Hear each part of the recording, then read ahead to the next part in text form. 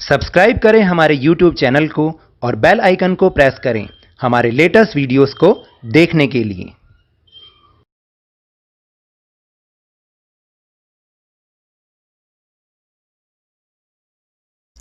Hello and welcome to Lavneesh Sir ki class. This is Directorate of Education GNCT of Delhi's worksheet number 21, and it is only for class 7 students. It has taken from the subject English, and we will learn and understand how to write formal letters in this worksheet. तो देखिए आज की इस worksheet में हम बहुत ही बढ़िया सी चीज़ सीखने वाले हैं और वो है formal letters.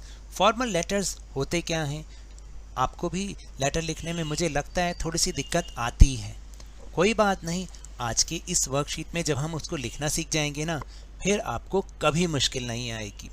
So before that let we know what are the formal letters. Formal letters आखिर होते क्या हैं? Formal letters are written for official purpose, यानी हम जब किसी ऑफिशियल पर्पस से यानी औपचारिक उद्देश्य से कोई चीज़ लिखना चाहें तो हमें फॉर्मल लेटर लिखने पड़ते हैं। These letters are generally written to an editor, a principal और higher authorities of an office और एन इंस्टीट्यूशन।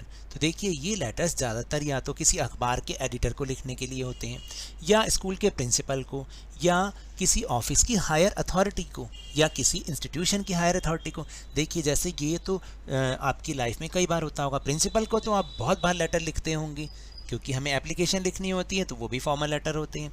ऐसे ही कभी कभी पेपर में भी आता है कि एक न्यूज़पेपर के एडिटर को ये वाला आप लेटर लिखिए और इस प्रॉब्लम की तरफ उनको बताइए। और कई बार आप अपनी डेली लाइफ में आपको जैसे मान लीजिए नल का कनेक्शन लेना है या किसी गवर्नमेंट ऑफिस में जाके कोई काम करवाना है, तब आपको एप्लीकेशन लिखनी पड़ती है, उसे हम फॉर्मल लेटर कहते हैं। तो आज हम वही लिखना सीखेंगे। देखिए, और स्कूल में तो बहुत सारी हमें पर्पस के लिए, बहुत सारे पर्पस के लिए हमें प्रिंसिपल को लेटर लिखना पड़ता है। जैसे एप्लीकेशन फॉर लीव के लिए एप्लीकेशन हमने सीखी हुई है ना। फिर रेमिशन ऑफ फाइन, यानी आपके ऊपर अगर कोई फ़ाइन लग गया है तो उसको हटवाने के लिए। रिक्वेस्ट फॉर स्कॉलरशिप, यानी अगर आपको स्कॉलरशिप के लिए रिक्वेस्ट करनी है, या रिक्वेस्ट फॉर सम फैसिलिटीज़, आपके स्कूल में कोई फैसिलिटी नहीं है, आपकी क्लास के लिए कोई चीज़ आपको अरेंज करवानी है, तब भी आपको फॉर्मल लेटर लिखना पड़ता है। या फिर आपको एक्सप्रेसिंग ग्रेटिट्यूड, यानी कई बार आपको प्रिंसिपल को किसी चीज़ के लिए आभार व्यक्त करना है, उन्हें थैंक्स करना है, तब भी हमें ऐसे ही फॉर्मल लेटर लिखने होते हैं। तो देखिए उसके लिए हम क्या क्या कर सकते हैं।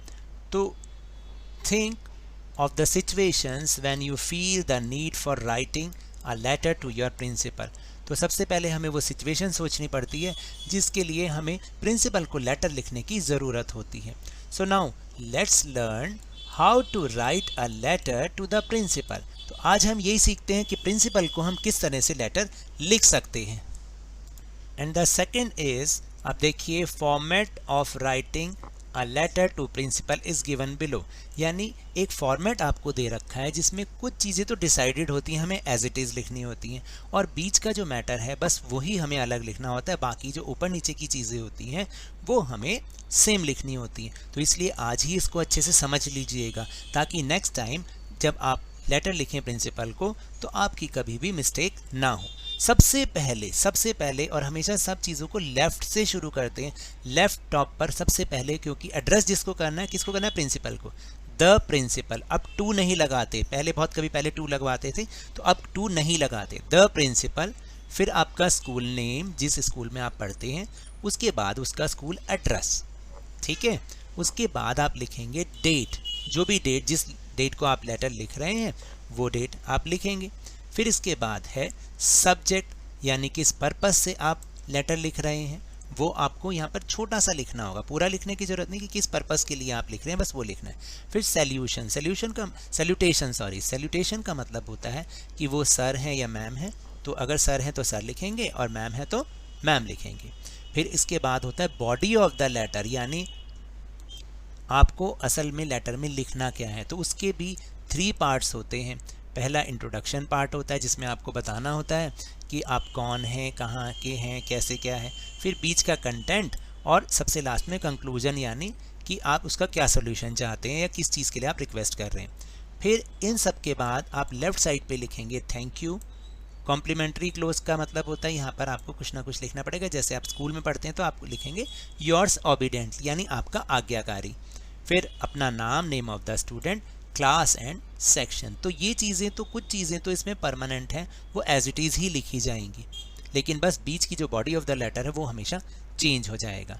Now filling the blanks in the following letter to the principal using the clues given in the box. आपको यहाँ पर एक बॉक्स में कुछ क्लूज दिए गए हैं।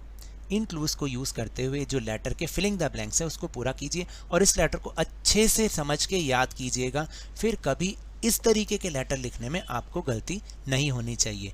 टॉपिक क्या है लेटर का? Write a letter to your principal requesting him और her for 3 days leave for your sister's marriage. देखिए आजकल जो टाइम चल रहा है उसमें बहुत सारे हमने देखा है कि मैरिज सीजन चल रहा है। कभी किसी के भाई की शादी है, किसी के बहन की शादी है, किसी के रिलेटिव की शादी है, तो उसके लिए हमें स्कूल से छुट्टी लेनी ही पड़ेगी, क्योंकि इस समय तो ऑनलाइन क्लास चल रही है। तो ऑनलाइन क्लास से भी छूट पाने के लिए हमें लीव लिखनी पड़ती है। तो ऐसी ही लीव आज हम लिखना सीखेंगे, आप इसको अच्छे से समझिएगा। तो सबसे पहले हमने क्या लिखना है? लेफ्ट टॉप पर द प्रिंसिपल, ये एज इट इज़ लिखना है। फिर इसके बाद आपका स्कूल का नाम, जैसे मैंने यहाँ पर फॉर एग्जांपल लिख दिया RSBV। किसी के स्कूल का नाम होता है government boys senior secondary school GBSSS, या लड़कियों के स्कूल का नाम होता है GGSSS। इस तरीके से अपने स्कूल का नाम लिखना है। मैंने लिख दिया RSBV। एड्रेस में आप अपने स्कूल का एड्रेस लिखेंगे, जैसे मैंने एग्जाम्पल के तौर पे लिखा रमेश नगर दिल्ली, RSBV रमेश नगर दिल्ली, ये पूरा नेम एंड एड्रेस हो गया। उसके बाद मैंने बताया था डेट लिखनी है। तो आज की डेट कौन सी है? 9 दिसंबर, यानी 9/12/2020, यानी जिस डेट को आप लेटर लिख रहे हैं वो डेट। फिर उसके बाद मैंने बताया सब्जेक्ट लिखना है लीव फॉर, ये तो एज इट इज़ लिखो, लीव फॉर, यहाँ पे पर्पस लिख दिया सिस्टर्स मैरिज। अगर आपको किसी और काम के लिए लीव चाहिए तो आप वो वाला पर्पस यहाँ लिखेंगे, क्योंकि सिस्टर्स मैरिज यहाँ पे दे भी रखा है और उसके उस हिसाब से, क्योंकि ये तो ऊपर ही लिखा हुआ है आपके टाइटल में कि आपको किसके लिए लीव लिखनी है, सिस्टर्स मैरिज के लिए। फिर इसके बाद अब हम लिखना शुरू करते हैं। सैल्यूटेशन आ गया सर या मैम, जो भी सर हैं तो सर, मैम है तो मैम। IMA, क्योंकि मैंने बताया था बॉडी ऑफ द लेटर है जिसमें अपना इंट्रोडक्शन देना है पहले कि मैं कौन हूँ। IMA क्या आएगा? स्टूडेंट, यहाँ से चूज़ कर लो स्टूडेंट ऑफ क्लास 6 या जो भी क्लास है आपकी, 7th है तो 7, 8th है तो 8, ऑफ क्लास यहाँ पे 6th लिखा है, आप इसको 7th कर लीजिए क्योंकि है ये 7th के लिए 7th ऑफ योर स्कूल। फिर आएगा आगे किस पर्पस के लिए?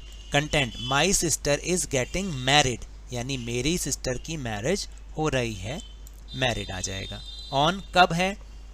15/12/2020, डेट ऑफ मैरिज लिखनी है, या क्योंकि ये तो सिस्टर्स मैरिज है तो हमने लिख दिया, नहीं तो यहाँ पर हम जो भी पर्पस है उसके पर्पस और फिर डेट आती है। उसके बाद आएगा आई रियली विश टू, क्या करना चाहता हूँ मैं? एन्जॉय करना चाहता हूँ दिस जॉयस ओकेजन, इस जो उत्सव की मैं वास्तव में मैं ये इच्छा रखता हूँ कि मैं इस खुशी भरे उत्सव में शामिल होके इसमें एंजॉय कर सकूँ।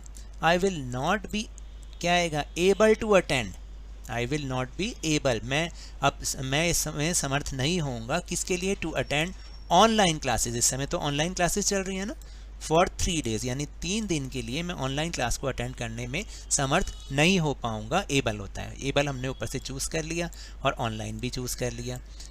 फ्रॉम, अब पहले 3 days लिखते हैं, फिर उसके बाद डेट्स भी लिखते हैं कि कब से कब तक। From 14/12/2020 to 16/12/2020। Kindly grant me, principal से हमेशा यही कहेंगे काइंडली ग्रांट मी। फिर क्या आएगा? क्या देने के लिए? Leave for these 3 days। इस तरह से हमें ये एप्लीकेशन लिखनी है कि मैं आपके स्कूल में 7th क्लास में पढ़ता हूँ, मेरी सिस्टर की मैरिज है इस तारीख को, मैं इसमें एंजॉय करना चाहता हूँ, मैं अवेलेबल नहीं हो पाऊँगा, मैं एबल नहीं हो पाऊँगा अटेंड करने के लिए, कब से कब तक, और kindly grant me leave for these 3 days। उसके बाद योर्स ओबीडेंटली, आपका आज्ञाकारी, फिर अपना नेम लिखना है, जैसे मैंने एग्जाम्पल के तौर पे लिखा परवीन और क्लास 7th A। अब आपको समझ में आया? Now that's all for this worksheet. अगर मेरे इस तरह समझाने से आपको थोड़ा सा भी समझ में आया हो तो इस चैनल को ज़्यादा से ज़्यादा सब्सक्राइब कीजिए, लाइक कीजिए और बहुत ज़्यादा शेयर भी कीजिए। और हाँ, मेरे साथ इसी तरह वर्कशीट को समझते रहिए, लेकिन ध्यान और मन लगाकर पूरी मेहनत और लगन के साथ पढ़ते रहिए। And if you want to protect from corona virus then please wear a mask, keep maintaining physical distance of 2 yards. Thank you very much.